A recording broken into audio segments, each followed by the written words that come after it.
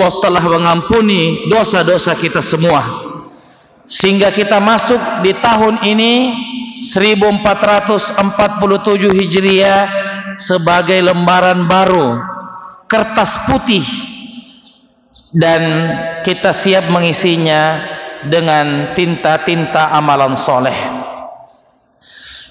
Kita masih berada di lembaran baru, para jamaah sekalian. Maka mari kita menjadi orang yang lebih baik daripada tahun lalu. Mari kita mencoba memperbaiki ibadah kita, lebih aktif dan lebih khusyuk ibadah kita di tahun ini ketimbang pada tahun yang lalu. Kata Imam Ahmad rahimahullahu ta'ala, bahwasanya orang yang beruntung adalah orang yang lebih baik daripada hari-hari sebelumnya.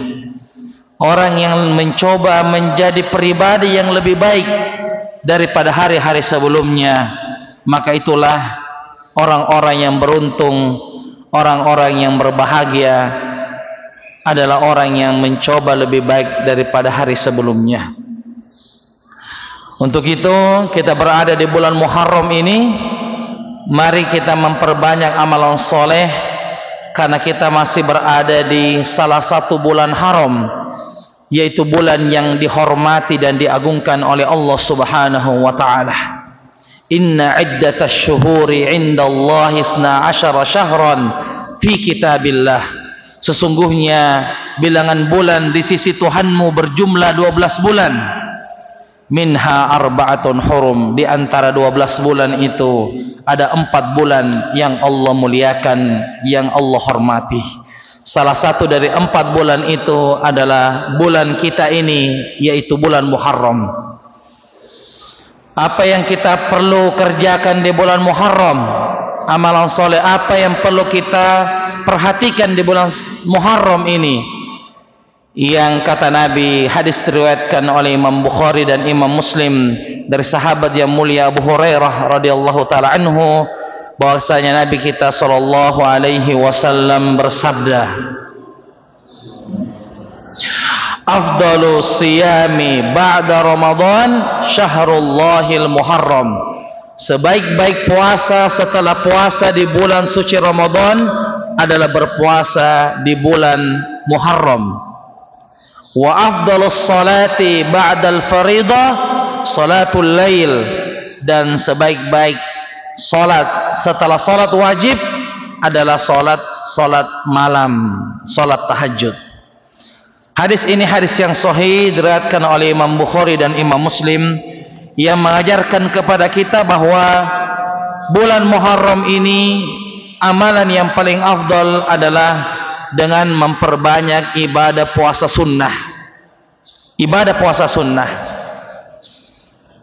Bagi yang ingin mengerjakan ibadah puasa sunnah dengan memperbanyak di dalamnya, maka ini yang afdol. Ada yang ingin berpuasa selang-seling, puasa Daud di bulan ini, maka silahkan kita berpuasa selang-seling. Hari ini puasa, besok tidak. Hari ini puasa, besok tidak. Dan ini adalah bulan yang paling afdal untuk mengerjakan puasa sunnah. Kalau tidak mampu puasa Daud, maka kita bisa berpuasa minimal 3 hari di bulan Muharram ini. Sebagaimana hadis Rasulullah sallallahu alaihi wasallam yang diriwayatkan oleh Imam Muslim rahimahullahu taala, siyamu 3 ayyamin min kulli syahrin kasiyamid dahr. Berpuasa 3 hari dalam sebulan pahalanya seperti puasa setahun. Hadis riwayat Bukhari. Jadi ada puasa 3 hari dalam sebulan yang disebut dengan puasa putih. Maka kita boleh berpuasa di bulan Muharram ini, yaitu berpuasa putih.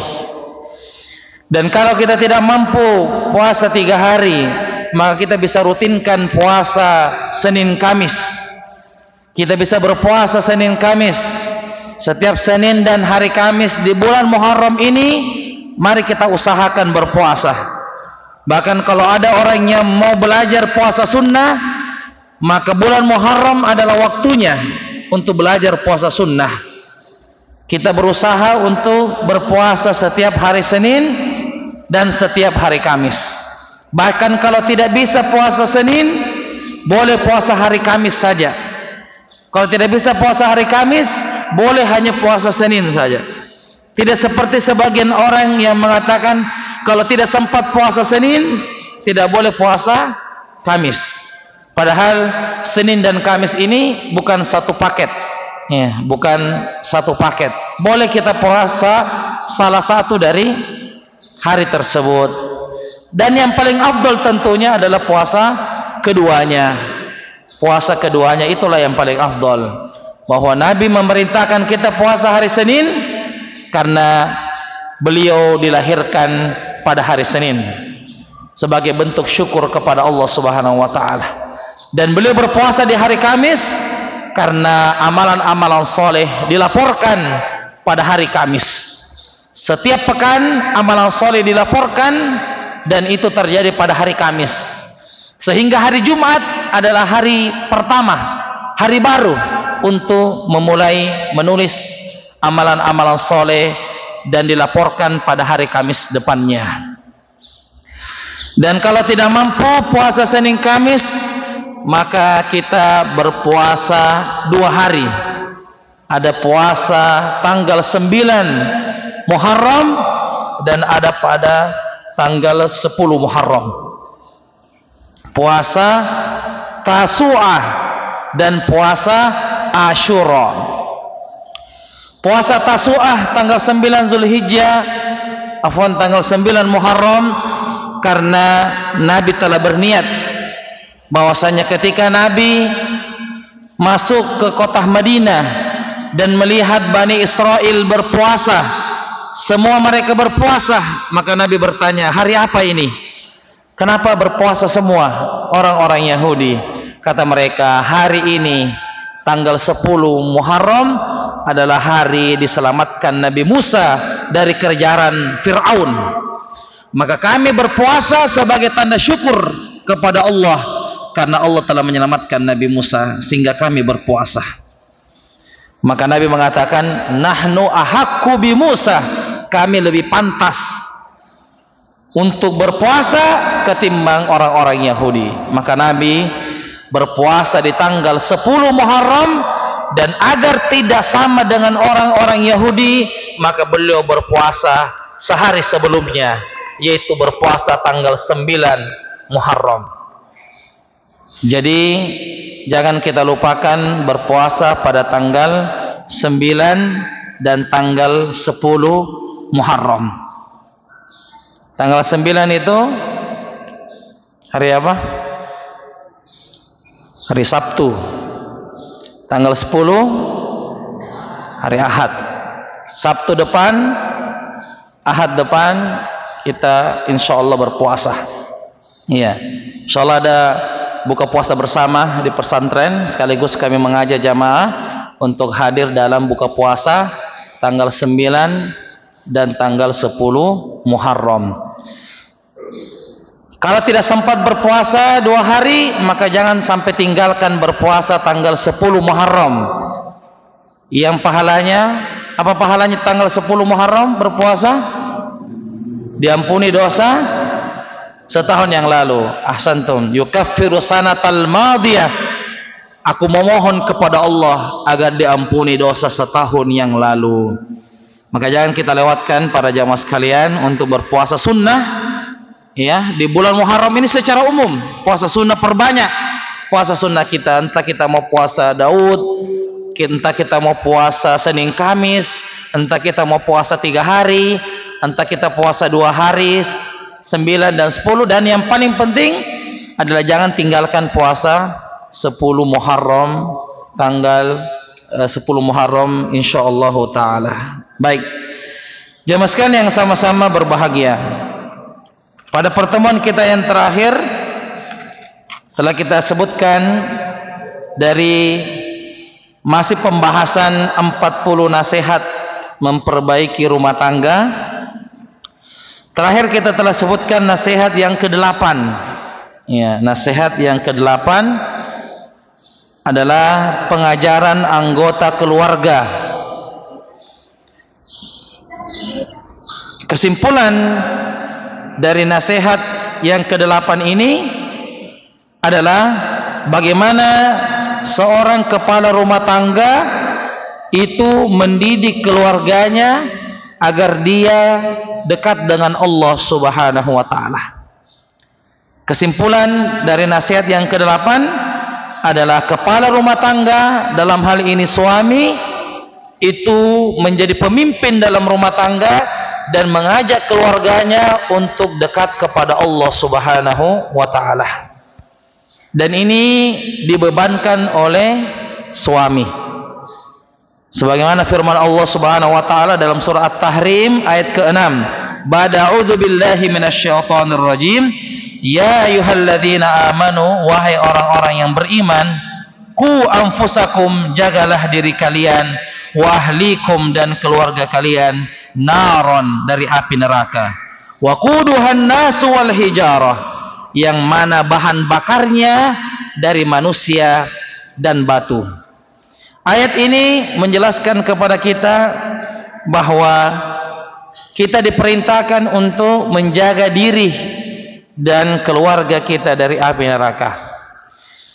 Salah satu ciri-ciri orang beriman adalah ketika disebutkan firman Allah Subhanahu wa ta'ala, ya ayyuhalladzina amanu, wahai orang-orang beriman, maka dirinya merasa terpanggil. Dirinya merasa terpanggil. Ya ayyuhalladzina amanu, wahai orang-orang beriman. Kalau dia merasa terpanggil ketika mendengarkan ayat itu, maka insyaallah dia termasuk orang-orang yang beriman kepada Allah Subhanahu wa ta'ala. Tetapi kalau disebutkan ya ayyuhalladzina amanu seperti dalam khutbah Jumat, atinroi, la haula wala quwata illa billah, ya ayyuhalladzina amanu, dia tidur, subhanallah, ya. Tapi kecuali dia tidur langsung bilang ya ayyuhalladzina amanu, langsung dia bangun, nah itu mantap, berarti insyaallah dalam dirinya ada orang-orang beriman. Kenapa merasa terpanggil? Karena yang disebut, yang dipanggil orang beriman. Sama kalau kita sebut nama sekarang, iya, kalau kita sebut nama sekarang fulan, langsung kita, karena itu nama kita, jadi kita merasa terpanggil. Itu ciri-ciri orang beriman yang paling kuat adalah kalau membaca ayat ya ayyuhalladzina amanu, maka dada kita merasa terpanggil, hati kita merasa terpanggil. Ya, jadi ini PR bagi kita. Kalau kita baca ayat ya ayyuhalladzina amanu, kita merasa lewat-lewat saja, berarti kita masih perlu untuk memperbaiki iman kita kepada Allah Subhanahu wa ta'ala. Kata Abdullah bin Mas'ud, jika ada perintah ya ayyuhalladzina amanu, maka perhatikan setelah ayat ini, entah perintah yang harus kita kerjakan atau larangan yang mesti kita tinggalkan. Setiap kata ya ayyuhalladzina amanu dalam Al-Quran, pasti kalau bukan perintah, yang ada adalah larangan. Kita perhatikan ayat ini, qu anfusakum, jagalah diri kalian. Ini perintah atau larangan? Perintah. Perintah untuk menjaga diri.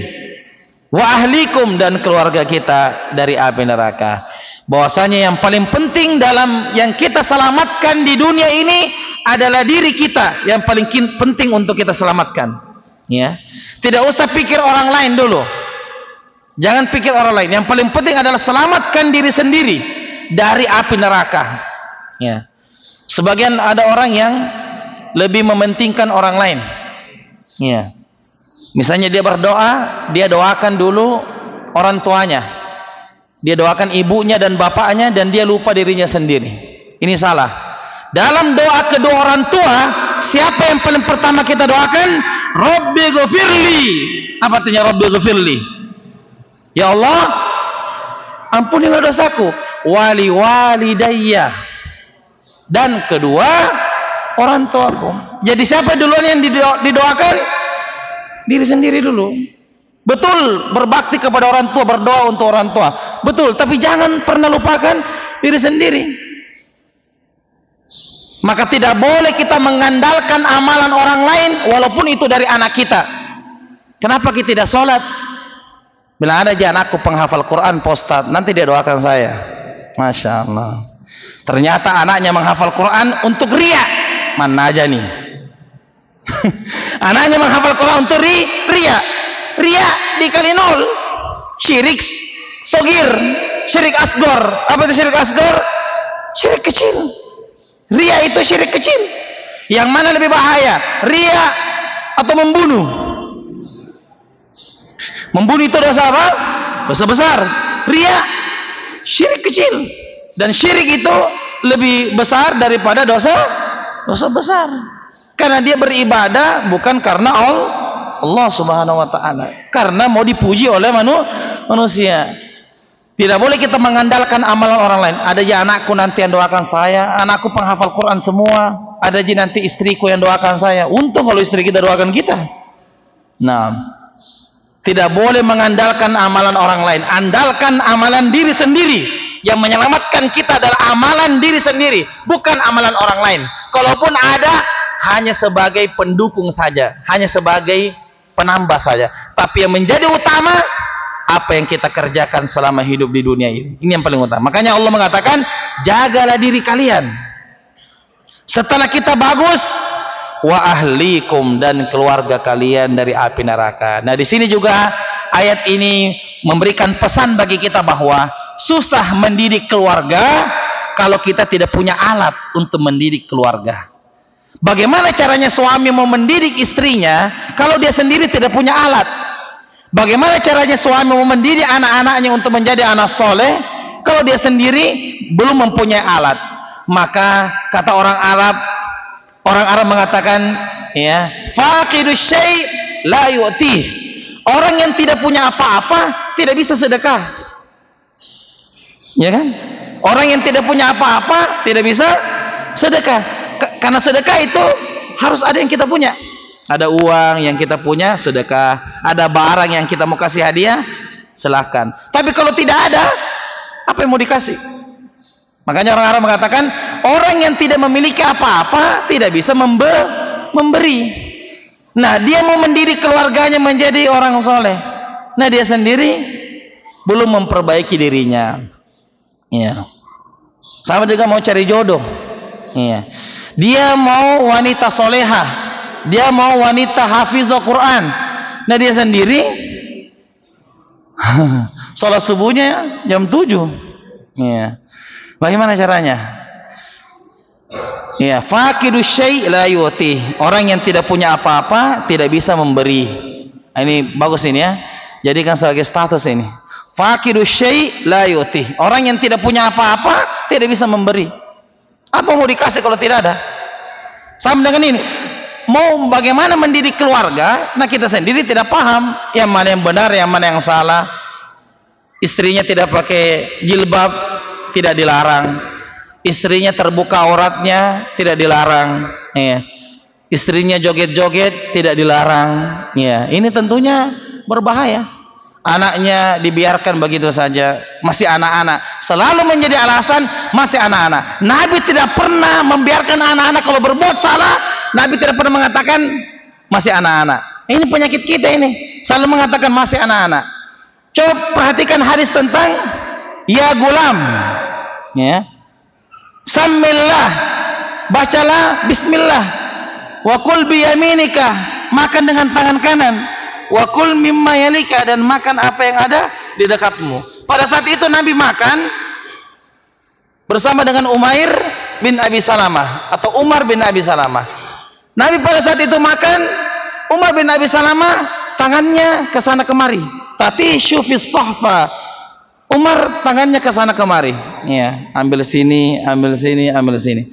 Nabi langsung menegur dan mengatakan, ya gulam, wahai anak kecil, samillah, jangan lupa baca bismillah. Kul biyaminika, makan pakai tangan kanan. Wa kul mimma yalika, dan makanlah apa yang ada di dekatmu. Jangan tangannya begini-begini. Ya, padahal kesalahannya yang dilihat oleh Nabi tadi apa? Tangannya ke sana kemari. Tapi Nabi justru menegur berapa? Nabi tegur 3. Nabi bilang, jangan lupa baca bismillah, makan pakai tangan kanan, dan makan yang ada di dekatmu. Nabi tidak mengatakan masih kecil. Pada saat itu dalam riwayat disebutkan umurnya masih 7 tahun, masih kecil. Tetapi Nabi tidak bilang nanti dia tahu sendiri, itu tidak boleh. Tidak. Sama dengan kalau ada anak-anak misalnya minum berdiri, tegur. Kapan lagi kalau bukan sekarang? Iya. Ada anak-anak lupa baca bismillah. Iya. Ini faedah juga ya. Ada faedah yang kami dapatkan, masya Allah. Kadang kita makan itu lupa baca bismillah. Begitu ya? Sering atau jarang? Sering. Iya. Biasa hampir selesai itu jalan kote baru diingat belum baca bismillah. Salah satu untuk bisa kita mendukung untuk tidak lupa baca doa adalah bisa dikeraskan suaranya. Bisa dikeraskan suaranya. Doa apa saja bisa dikeraskan suaranya. Minimal suara itu terdengar oleh telinga kita. Contoh kita mau makan ya, bismillah. Kasih besar suara tak? Karena biasa kalau dalam hati dilupa. Biasa kalau baca dalam hati dilupa. Sama juga kalau masuk masjid. Kalau bisa kasih besar suara tak? Allahumma ftahli abwaaba rahmatika. Keluar masjid, Allahumma inni as'aluka min fadlika. Tapi jangan juga teriak ya. Allahumma, itu nanti riak nanti ya. Jadi intinya kalau mau baca doa, tipsnya supaya tidak lupa adalah angkat suara. Minimal terdengar oleh telinga kita sendiri. Ya, minimal terdengar oleh telinga kita sendiri. Ya. Karena ada juga orang itu ditegur tidak baca bismillah, makan sudah baca bismillah. Sudah dalam hati padahal belum. Ya, jadi ini penting bahwasanya kita harus saling mengingatkan ya. Dan yang paling penting dalam rumah tangga yang bisa untuk mengingatkan adalah suami, karena dia sebagai pemimpin dalam rumah tangga, dia bisa mengajarkan istrinya dan dia bisa mengajarkan anak-anaknya. Baik, jamaah sekalian yang sama-sama berbahagia, insyaallah kita akan masuk pada nasihat berikutnya, pelajaran berikutnya pada malam hari ini. Wa hadza majlisu at-tasi' min kitab Arba'una Nasihatun li Islahil Buyut, al-muallifu Asy-Syaikh Shalih bin Muhammad Al-Munajjid hafizahullahu taala. Bismillahirrahmanirrahim.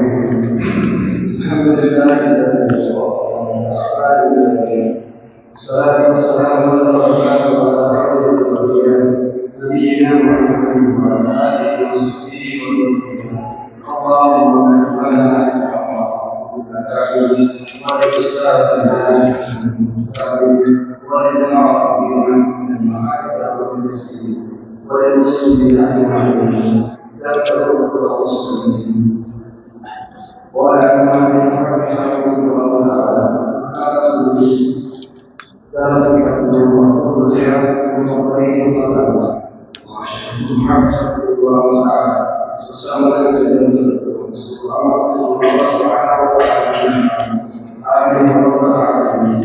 Amin.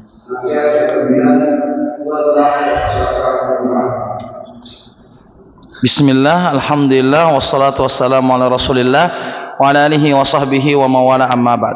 Qala al-muallif rahimahullahu ta'ala, an-nasihatut tasi'ah, nasihat yang ke-9 adalah buatlah perpustakaan di rumahmu. Ya. Ini merupakan nasihat yang berharga bahwa di dalam rumah kita diperintahkan untuk membuat perpustakaan mini, perpustakaan yang sederhana, dan kita bisa membaca dari buku-buku yang dikoleksi dalam perpustakaan ini. Ada namanya sudut baca. Ya, ada namanya sudut baca. Jadi kita di ruangan itu suasana membaca yang ada. Ya, suasana membaca yang ada. Dan ini termasuk dalam pendidikan keluarga, yaitu diperintahkan memiliki sebuah perpustakaan kecil dan kita bisa membaca di dalam perpustakaan tersebut. Nah, di antara yang membantu pelajaran bagi keluarga adalah pemberian kesempatan belajar agama dan menolong mereka menaati hukum syariat dengan membuat perpustakaan secara di rumah. Tidak harus besar, tapi yang penting bisa menjadi buku penting. Menempatkannya di tempat yang kakak yakin dan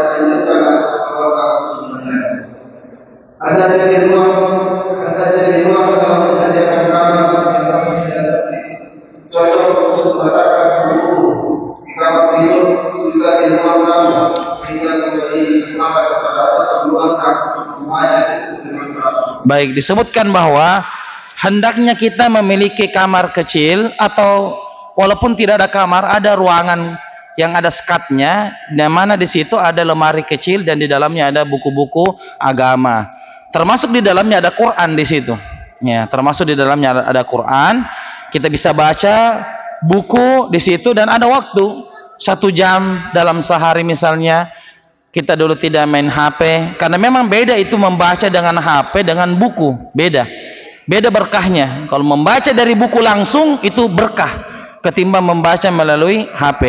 Ya, jadi ulama kita itu sampai sekarang pun ya, kalau kita datang berziarah di rumah guru-guru kita, para syekh itu di ruang tamu yang terlihat adalah lemari-lemari buku ya, dan kita disodorkan untuk membaca.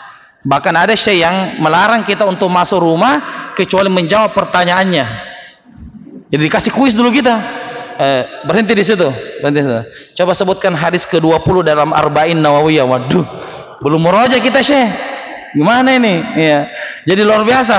Ya, para ulama itu saling bertanya. Ya, kami sendiri pernah berziarah. Ya, di rumah syekh. Baru kita duduk ini.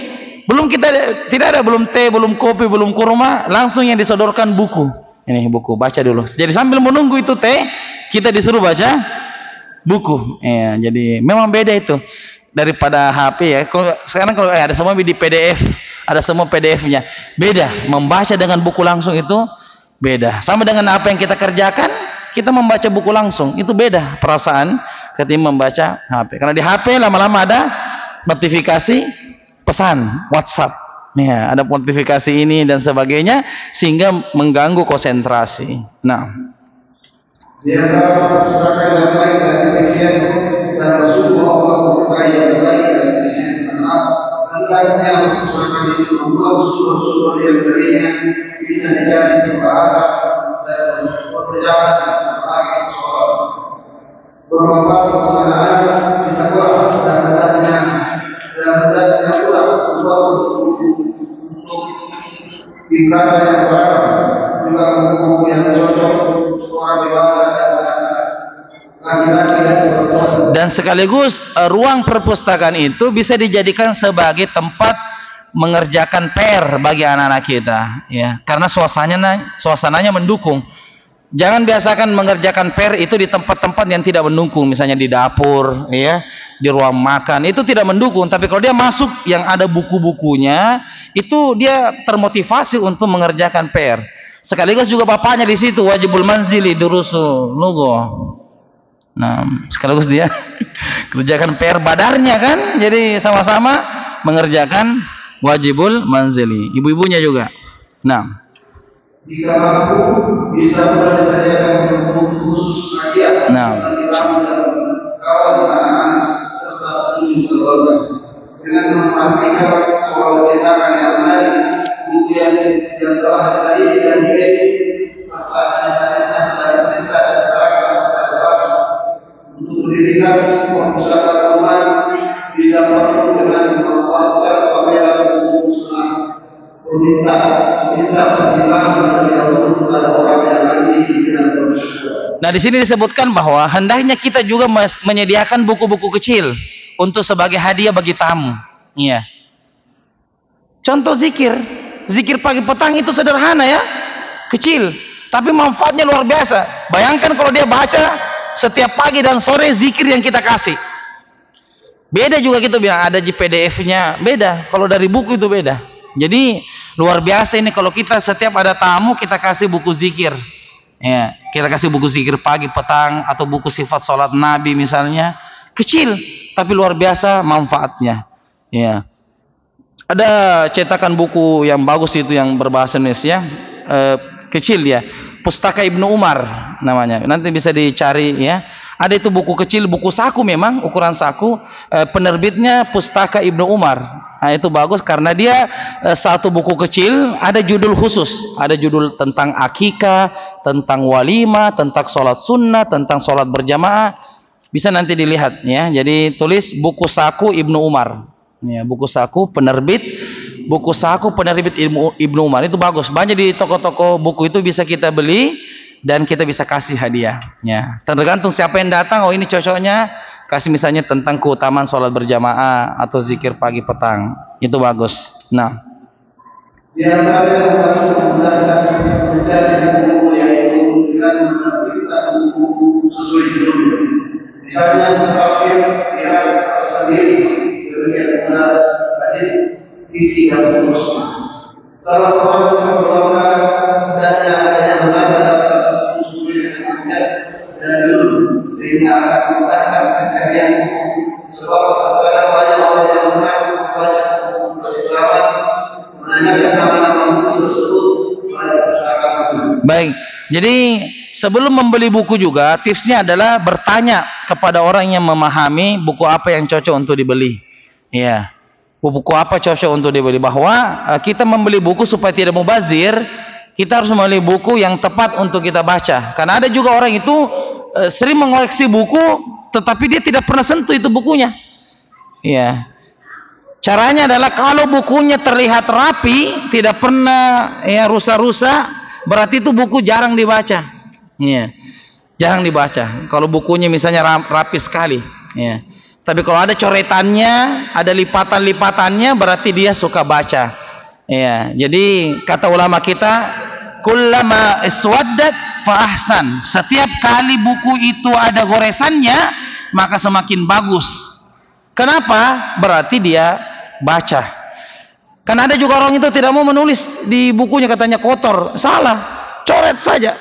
Coret, tulis, kasih keterangan, tandai.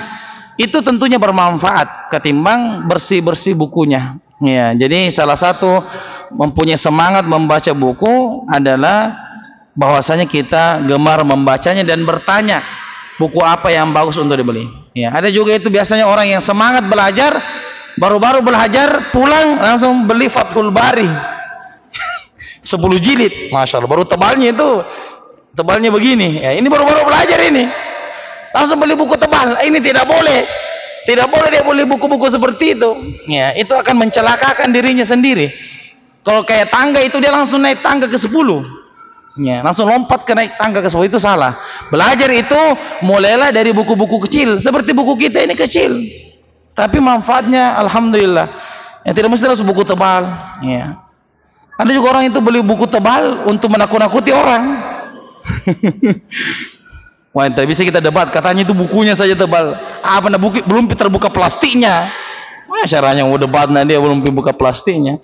Barakallahu. Jadi hendaknya dirapikan buku-bukunya. Ada buku tafsir di sebelah sini, ada buku fikih sebelah sini, ada buku sejarah sebelah sini. Nah, di bawah ini ada beberapa buku penting bagi perpustakaan. Satu tafsir Taib, kita ambil saja sebagian, ya. Kita ambil sebagian saja, tidak kita baca semua. Untuk tafsir ada dua di sini ya, direkomendasikan. Ada tafsir Ibnu Katsir. Ini kalau tafsir yang sudah lanjut, ya, sudah dia belajar lama. Kalau dia sudah misalnya baca Ibnu Katsir, itu kalau sudah memang punya dasar. Tapi kalau yang belum punya dasar, bisa baca tafsir As-Sa'di.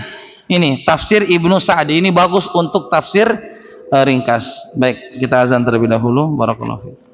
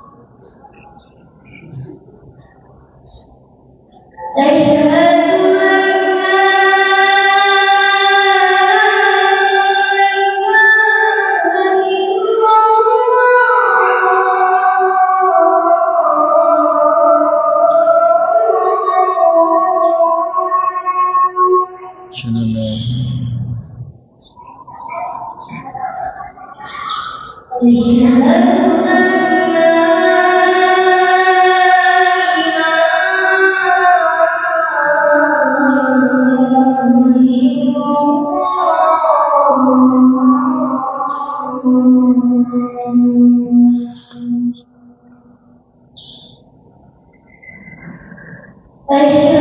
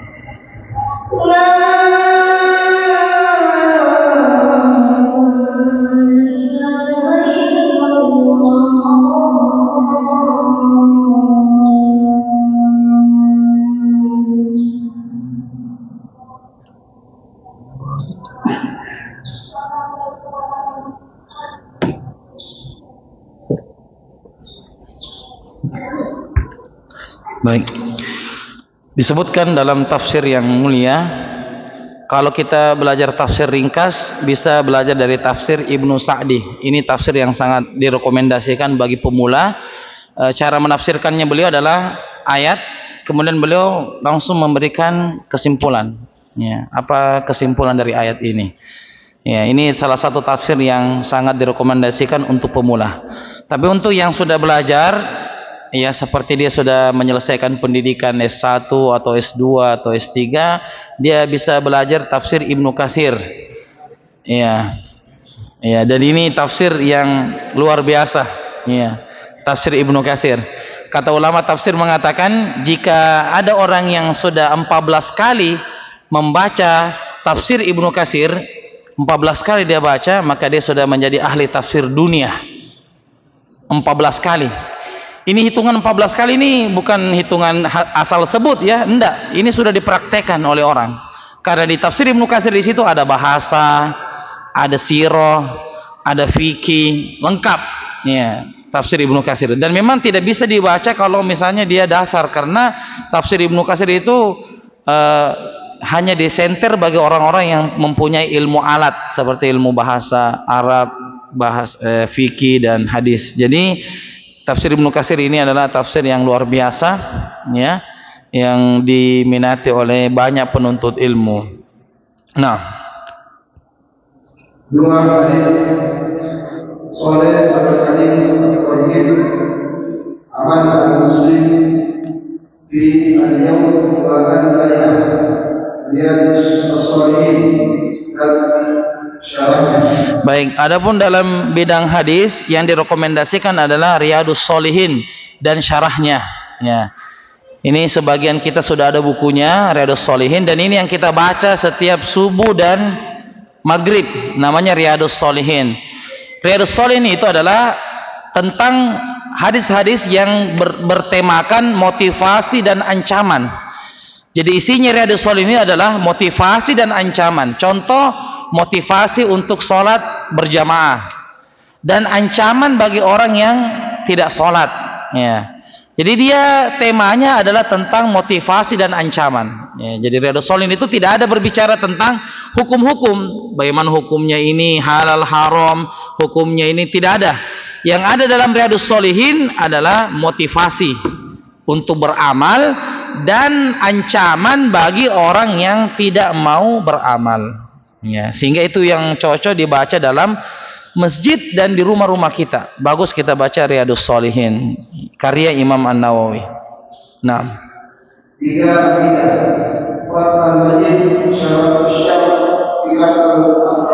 baik. Baik, adapun dalam bidang akidah bisa dibaca Fathul Majid, syarah kitab tauhid. Jadi Syekh Muhammad bin Abdul Wahab punya kitab namanya Kitab Tauhid. Syarah yang paling bagus adalah Fathul Majid. Ya, Fathul Majid, syarah kitab Tauhid. Ya, ini bercerita tentang akidah, keyakinan, mengenal Allah, mengenal Rasulullah, dan mengenal agama Islam. Ini juga bagus untuk dibaca sebagai pemula. Bagus kitab Fathul Majid, dan alhamdulillah semua yang kita sebutkan tadi sudah diterjemahkan ke bahasa Indonesia. Dan kami merasakan salah satu nikmat Allah yang besar kepada kita adalah buku-buku ulama itu sudah diterjemahkan ke bahasa Indonesia. Beda di zaman dahulu, ya kalau kita mau belajar Riyadhus Shalihin ya harus pintar bahasa Arab. Sekarang alhamdulillah Riyadhus Shalihin sudah terjemahkan, sudah. Tafsir Ibnu Sa'di sudah ada terjemahannya, Riyadhus Shalihin sudah ada, Fathul Majid juga sudah ada. Jadi alhamdulillah nikmat Allah itu kita telah bisa membaca buku langsung dari ulama kita walaupun kita tidak pernah belajar bahasa Arab. Ya, jadi sudah banyak buku-buku yang sudah diterjemahkan. Tinggal memang harus dibimbing oleh guru sehingga tidak salah paham nanti dalam menafsirkan maksud dari buku tersebut. Nah,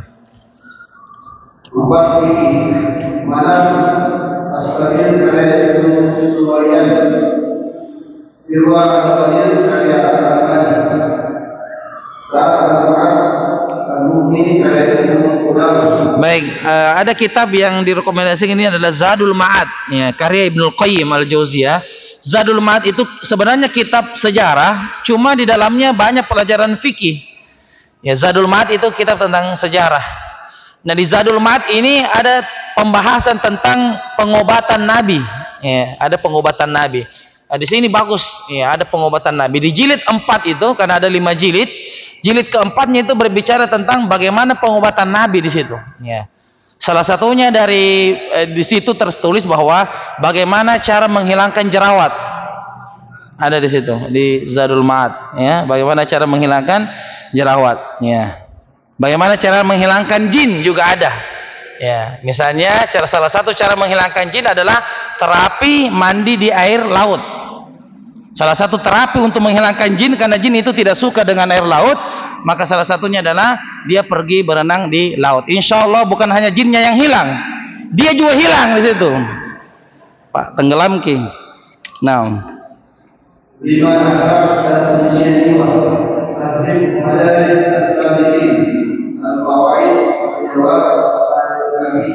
baik, salah satu yang menjadi akhlak dan penyucian jiwa adalah Lataif Ma'arif. Di situ ada ya Lataif Ma'arif paling bawah itu. Lataif Ma'arif karya Ibnu Rajab. Nah, ini bagus, ini buku tentang bulan-bulan, ya, bulan-bulan Hijriyah. Lataif Ma'arif karya Ibnu Rajab Al-Hambali rahimahullahu taala. Buku bercerita tentang bulan. Seperti ini bulan Muharram. Bulan Muharram ini apa keutamaan bulan Muharram itu dijelaskan dalam Lataif Ma'arif. Dan ini juga sudah ada buku terjemahannya. Bagus untuk dibaca.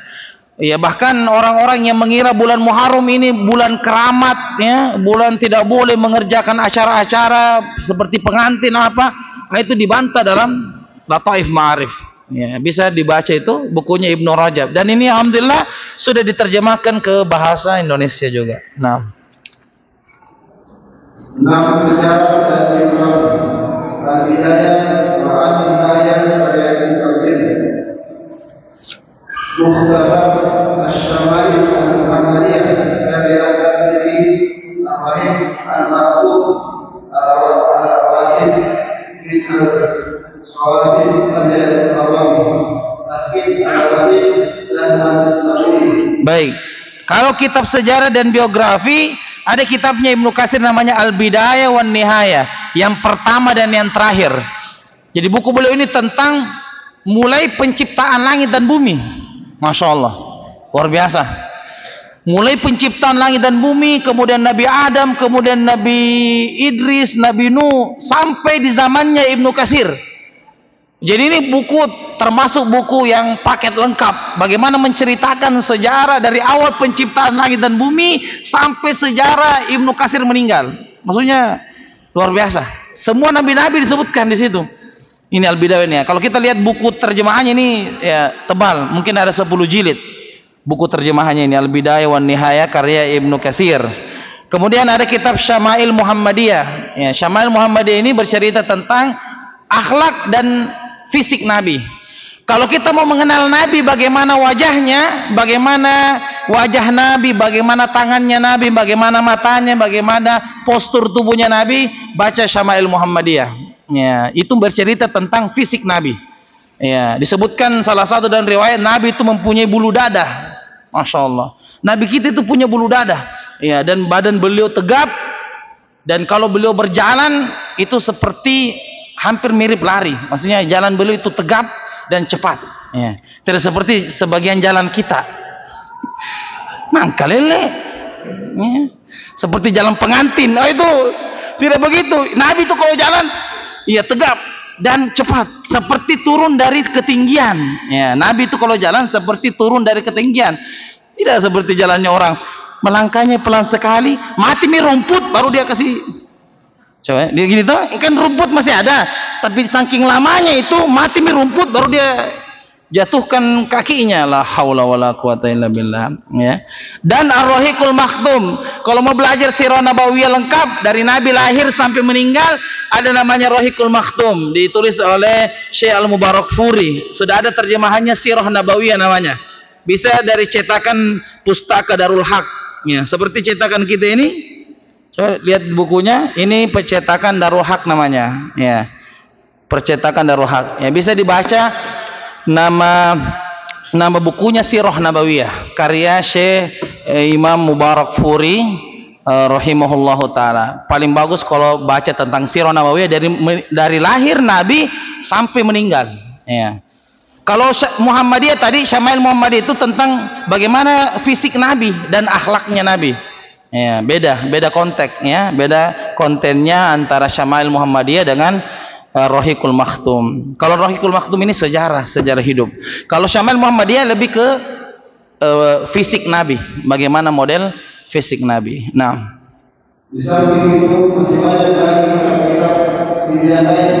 Bisa jadi kitab-kitab karya Imam Mujahid Syekh Muhammad bin Abdul Wahab, kitab-kitab karya Ulama Syekh Abdul Rahman bin Nasir Al-Asadi, juga kitab-kitab Umar bin Sulaiman Al-Ashqar, Syekh Muhammad bin Ahmad bin Ismail Al-Muqaddam, Ustaz Muhammad bin Muhammad Zaid, Syekh Muhammad bin Jabir Zaid, Ustaz Zaid, Awali Syah dan Al-Awali, kitab Al-Imam, kitab Al-Imam karya Muhammad Naim Yasin. Baik, jadi banyak kitab-kitab yang lain seperti yang ditulis oleh Syekh Muhammad bin Abdul Wahab, seperti yang ditulis oleh Ibnul Qayyim. Kalau mau baca kitab tentang hati, masalah hati, ya, itu banyak ditulis oleh Ibnul Qayyim, ya.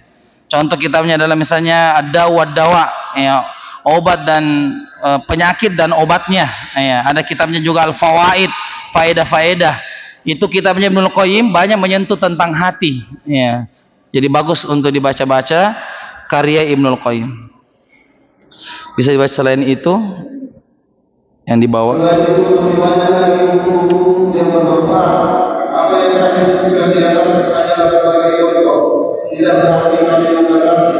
Di samping itu Saat ini telah mendapat kecenderungan buku kecil dan praktis yang banyak bermanfaat. Kalau kita catat di sini tentu tak memungkinkan. Karena itu masing-masing hendaknya meminta pendapat orang-orang ahli dan teliti dalam menulisnya. Dan sungguh barang siapa yang dimuliakan oleh Allah kebaikan pada dirinya, niscaya dia akan memaafkan orang tersebut dalam masalah agama. Baik, barakallahu. Jadi ini disebutkan bahwa untuk kita diperintah untuk menyeleksi buku yang kita baca dan memperbaiki juga cetakannya. Kan begini ya para jamaah sekalian, buku itu kan beda-beda cetakannya. Contoh ya, misalnya Fikih Muyassar. Fikih Muyassar itu yang kita pelajari malam Ahad, ada beberapa cetakan. Kalau yang kita pakai itu namanya cetakan Darul Haq, seperti ini, Darul Haq. Ada juga cetakan yang lain namanya cetakan At-Tuqa misalnya. Nah, setiap cetakan itu berbeda-beda. Ada misalnya terjemahannya yang keliru, ada misalnya yang salah. Maka bisa juga ditanyakan cetakan apa yang paling penting ketika membaca buku, karena cetakan juga berpengaruh. Ya, sehingga apa yang kita tetapkan di sini insyaallah taala itu yang kita anggap cetakannya baik untuk dibaca. Demikian, jazakumullah khair atas perhatiannya para jamaah sekalian. Mudah-mudahan materi kita pada malam hari ini bermanfaat bagi kita semua dan terutama bagi keluarga kita agar bisa mendapatkan keluarga yang sakinah, mawaddah warahmah insyaallah taala. Subhanakallahumma bihamdik asyhadu an la ilaha illa anta astaghfiruka wa atubu ilaik. Wassalamualaikum warahmatullahi wabarakatuh.